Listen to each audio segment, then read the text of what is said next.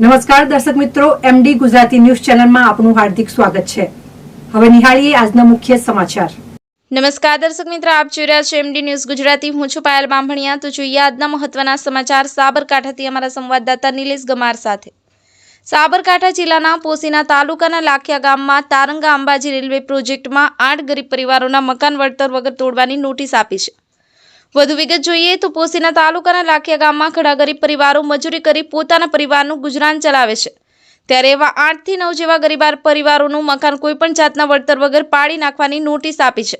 ત્યારે આ તારંગા અંબાજી રેલવે પ્રોજેક્ટમાં ડાબી ચંદુભાઈ કીરાભાઈનું પોતાનું મકાન તોડવાની નોટિસ આપી છે।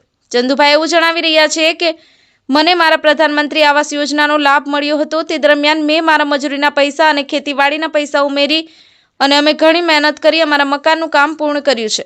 મારા મકાનને વગર વળતરે તોડવાની નોટિસ કેન્દ્ર સરકાર દ્વારા આપવામાં આવી છે, તો મારી સરકારશ્રીને એવી અપીલ છે કે મને વળતર આપી અને મારા ગરીબ પરિવારને ન્યાય મળે તેવી માંગ કરી છે। Bureau report MD news Gujarati. Ramesh સત્યની સાથે।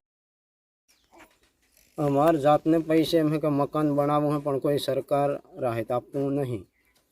किलो 2 किलो में का लोट लावीने रोटला बनावीने खाइए અને इसी રીતનું में का मकान बनावવાનું અને છોકરો અને બકરો અને કઈ રીતનું में का અમાર હાસવાને બીજી જગ્યાએ માં જમીન નહીં।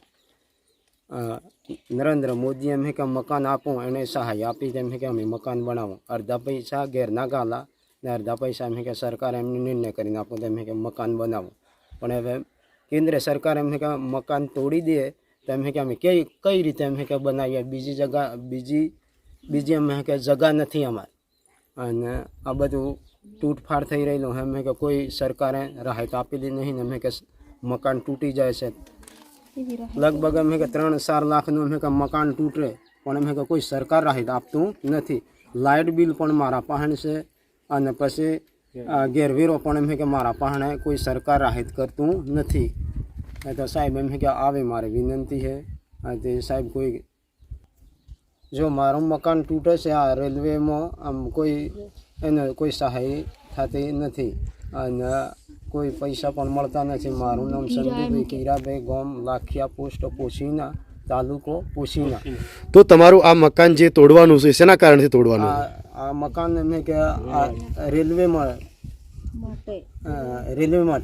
જઈ રહેલું હોય તૂટે છે મકાન। બરાબર, તો તમે સરકારશ્રી પાસે શું માંગ કરો છો? સરકાર પાસે અમને કે કોઈ બી અમને કે સહાય કરે તો અમે કે બીજા મકાન બનાવી શકીએ ને કે હેનથી બનાવીએ।